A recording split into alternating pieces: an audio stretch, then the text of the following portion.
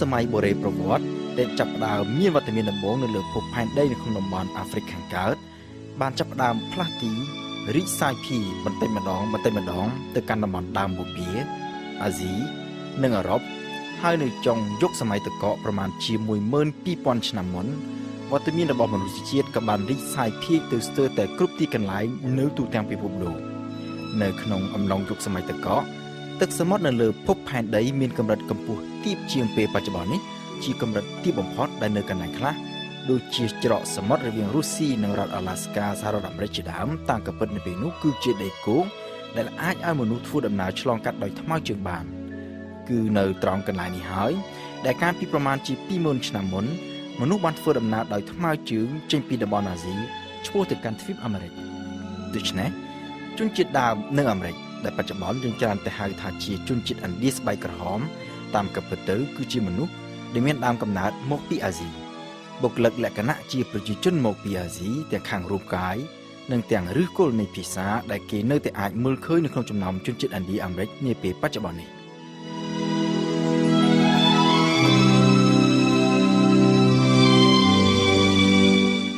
នៅក្នុងមួយផ្នែកដំបូងនៃសម័យកាលបុរេប្រវត្តិដែលគេឲ្យឈ្មោះថាយុគថ្មបំបែកមនុស្សដើមដំបូងចេះប្រើឈើនិងថ្មជាឧបករណ៍ហើយបរិភោគសាច់ឆៅជាអាហារក៏ប៉ុន្តែបន្តិចម្ដងមនុស្សចាប់ផ្ដើមចេះច្នៃឧបករណ៍ប្រើប្រាស់ដែលមានលក្ខណៈកាន់តែទំនើបជាងមុនហើយក៏ចាប់ផ្ដើមចេះប្រើភ្លើងដើម្បីចម្អិនអាហារមនុស្សនៅក្នុងយុគថ្មបំបែករស់នៅដោយពឹងផ្អែកទាំងស្រុងទៅលើការបរបាញ់និងការបេះផ្លែឈើព្រៃជាអាហារនៅពេលនោះមនុស្សមានកន្លែងច្រើនសម្រាប់បរបាញ់តំបន់សាហារ៉ានៅទ្វីបអាហ្វ្រិកដែលជាចំណុចចាប់ផ្ដើមដំបូងនៃវត្តមានរបស់មនុស្សជាតិនៅជាតំបន់សម្បូរស្មៅនិងព្រៃហើយមិនទាន់คล้ายទៅជាវីរខ្សាច់ខ្សោះហួតហែងដូចជាពេលបច្ចុប្បន្ននេះនៅឡើយទេក៏ប៉ុន្តែការប្រែប្រួលនៃអាកាសធាតុបានធ្វើឲ្យតំបន់ដែលធ្លាប់តែជាកន្លែងសម្បូរព្រៃត្រូវคล้ายទៅជាវីរខ្សាច់មនុស្សត្រូវជួបនឹងគ្រោះអត់ឃ្លានហើយត្រូវបង្ខំចិត្តរត់ទៅរកកន្លែងដែលមានព្រៃជាពិសេសនៅតាមដងទន្លេធំមួយចំនួនដែលជាប្រភពទឹកដូចជាដងទន្លេនីលនៅអាហ្វ្រិកទន្លេអ៊ឺហ្វ្រាតនិងទន្លេទីហ្គ្រីសនៅក្នុងតំបន់មេសូប៉ូតាមីពោលគឺនៅប្រទេសអ៊ីរ៉ាក់បច្ចុប្បន្នទន្លេស៊ីងធូឬអ៊ីនឌូសនៅប៉ាគីស្ថាននិងឥណ្ឌាបច្ចុប្បន្ននិងទន្លេហួងហឺឬទន្លេលឿងនៅក្នុងប្រទេសចិនហើយដូច្នេះហើយបានជាគេសង្កេតឃើញថាអរិយធម៌ធំដំបូងបង្អស់នៃមនុស្សជាតិគឺចាប់កំណើតនៅក្នុងតំបន់ជាប់នឹងដងទន្លេទាំងអស់នេះគឺអេហ្ស៊ីបមេសូប៉ូតាមីឥណ្ឌានិងចិនចំនួនមនុស្សដែលគេចចេញពីតំបន់វីរខ្សាច់មកប្រមូលផ្ដុំគ្នានៅតាមតំបន់ជាប់នឹងដងទន្លេធំទាំងអស់នេះមានកាន់តែច្រើនឡើងរហូតដល់ពេលមួយកន្លែងដ៏តូចជាងនេះក៏លែងអាចទ្រទ្រង់ជីវភាពរបស់មនុស្សទាំងអស់នេះបានដោយសារតែកន្លែងបបបាញ់មានតិចជាងមាត់ដែលត្រូវចិញ្ចឹមប្រឈមមុខនឹងបញ្ហានេះនៅប្រមាណជា 8,000 ឆ្នាំមុនគ្រិស្តសករាជពោលគឺប្រមាណជា 10,000 ឆ្នាំមុនមនុស្សក៏ចាប់ផ្ដើមបែកគំនិត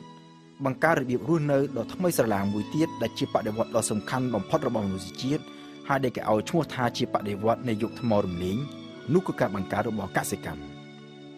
នៅក្នុងតំបន់វាលទំនាបតាមដងទន្លេគេឃើញមានប្រភេទធញ្ញជាតិដែលដុះតាមលក្ខណៈធម្មជាតិហើយដែលមនុស្សយើងធ្លាប់តែទៅបេះបោចយកមកធ្វើជាអាហារទៅតាមលក្ខណៈធម្មជាតិក៏ប៉ុន្តែក្រោយមកមនុស្សបានបែកគំនិតដ៏អស្ចារ្យមួយដែលមិនធ្លាប់មានពីមុនគឺមនុស្សចេះទៅបេះសម្រាំងគ្រាប់ធញ្ញជាតិដែលល្អហើយយកវាទៅដាំបន្តដើម្បីរងចាំប្រមូលផលក្នុងពេលជាមួយគ្នាមនុស្សក៏បានចាប់ផ្ដើមបង្វែរពីការបរបាញ់ទៅជាការចាប់សត្វព្រៃយកមកចិញ្ចឹមទុកធ្វើជាអាហារការដាំដុះនិងការចិញ្ចឹមសត្វនេះគឺជាការវិវត្តដ៏សំខាន់បំផុតរបស់មនុស្សជាតិពីព្រោះថានៅក្នុងផ្ទៃដីដែលមានទំហំដូចគ្នាការប្រកបរបរកសិកម្មអាចចិញ្ចឹមមនុស្សបានច្រើនជាងការបរបាញ់រហូតដល់ទៅ100ដងមានន័យថាបើកាលពីមុនដែលមនុស្សពឹងផ្អែកលើការបរបាញ់ផ្ទៃដីដ៏តូចចង្អៀតមួយអាចចិញ្ចឹមជីវិតបានត្រឹមតែ 10,000 នាក់ការបង្កើតរបរកសិកម្មអាចផ្ដល់ផលសម្រាប់ចិញ្ចឹមជីវិតមនុស្សរហូតដល់ទៅ1លាននាក់ក្រោយពីមនុស្សចេះប្រកបរបរកសិកម្មចំនួនប្រជាជនសរុបនៅលើភពផែនដីបានកើនឡើងពីរាប់លាននាក់ទៅរាប់រយលាននាក់ក្នុងរយៈពេលដ៏ខ្លីមនុស្សជាតិដែលពីមុនទទួលរងនឹងការគំរាមកំហែងពីធម្មជាតិក៏បានប្រែក្លាយទៅជាការគំរាមកំហែងដល់ធម្មជាតិវិញពីព្រោះថាការដាំដុះនិងការចិញ្ចឹមសត្វគឺជាសកម្មភាពដែលមានការបំពុលបរិយាកាសខ្លាំងបំផុតជាពិសេសគឺការបញ្ចេញឧស្ម័នមេតានដែលជាដើមហេតុដ៏សំខាន់មួយដែលបង្កឲ្យភពផែនដីឡើងកម្ដៅ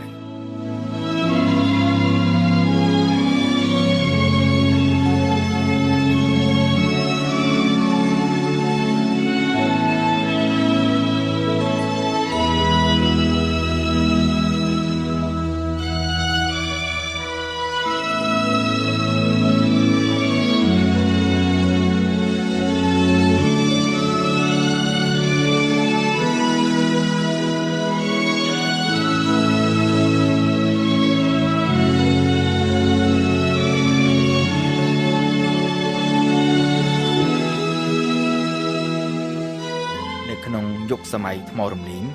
ក្រោយពីបដិវត្តន៍កសិកម្មមនុស្សនៅតាមតំបន់ខ្លះនៅតែបន្តរស់នៅដោយការបរបាញ់ដូចពីមុន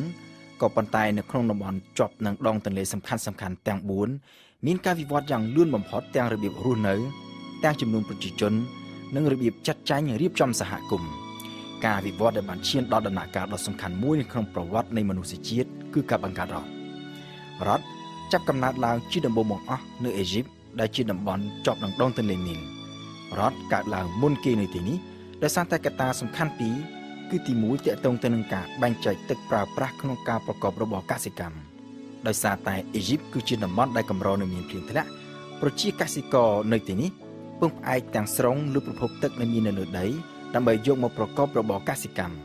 ទៅតាមធម្មជាតិរបស់មនុស្សគេឃើញថាអ្នកដែលស្ថិតនៅដីលើច្រើនតែព្យាយាមចង់ទប់ទឹកដើម្បីប្រើប្រាស់តែខ្លួនឯងដោយមិនគិតដល់អ្នកនៅដីក្រោមដែលជាហេតុធ្វើឲ្យមានចំនួនប្រកបប្រចាក់គ្នាដណ្ដើមទឹកប្រើប្រាស់ដើម្បីបញ្ជៀសនៅចំនួនឥតជោគជ័យនេះមនុស្សចាប់ផ្ដើមមូលគំនិតគ្នាបង្កើតឲ្យមានមេដឹកនាំម្នាក់គឺស្ដេចដើម្បីទទួលបន្ទុកចាត់ចែងបែងចែកទឹកឲ្យសមាជិកសហគមន៍ទាំងអស់បានប្រើប្រាស់ដោយស្មើភាពគ្នាកត្តាទី2ដែលនាំឲ្យមានការបង្កើតរដ្ឋគឺតម្រូវការសន្តិសុខនិងសុវត្ថិភាពមនុស្សសម័យដើមដែលជាអ្នកប្រមាញ់ក៏ជាអ្នកដែលចូលចិត្តធ្វើសង្គ្រាមផងដែរក៏ប៉ុន្តែសម្រាប់អ្នកដែលចាប់ផ្ដើមប្រកបរបរកសិកម្មគេនាំគ្នាទុកពេលមួយថ្ងៃរវល់តែការសាបព្រោះភ្ជួររាស់ដាំដុះនឹងប្រមូលផលហើយលែងចង់រវីរវល់នឹងការធ្វើសង្គ្រាមតទៅទៀតក្នុងពេលជាមួយគ្នាពួកគេក៏ត្រូវការផងដែរឲ្យមានអ្នកការពារសុវត្ថិភាពរបស់ពួកគេក្នុងករណីមានអ្នកមកយាយីរំខានការរស់នៅមកលួចប្លន់សត្វឬភពផលដំណាំរបស់ពួកគេដូច្នេះប្រជាកសិករទាំងអស់នេះក៏មានគំនិតចង់ឲ្យសហគមន៍របស់ពួកគេមានការរៀបចំជារចនាសម្ព័ន្ធត្រឹមត្រូវមានអ្នកដឹកនាំអ្នករក្សាសណ្ដាប់ធ្នាប់និងការពារសុវត្ថិភាពរបស់ពួកគេហើយដោយសារតែកសិកម្មគឺជាសកម្មភាពដែលអាចផ្ដល់ផលច្រើនលើពីតម្រូវការប្រចាំថ្ងៃប្រជាកសិករអាចយកភោគផលមួយផ្នែកដែលសល់ពីតម្រូវការនេះម្នាក់បន្តិចរួមបញ្ចូលគ្នាដើម្បីយកទៅផ្គត់ផ្គង់សកម្មភាពរបស់រដ្ឋចិញ្ចឹមស្ដេចនិងកងទ័ពការអនុវត្តបែបនេះហើយដែលគេហៅថាជាការបង់ពន្ធជូនរដ្ឋយកពន្ធពីប្រជាជនក៏ប៉ុន្តែរដ្ឋមានកាតព្វកិច្ចរក្សាសណ្ដាប់ធ្នាប់និងការពារសុវត្ថិភាពរបស់ប្រជាជន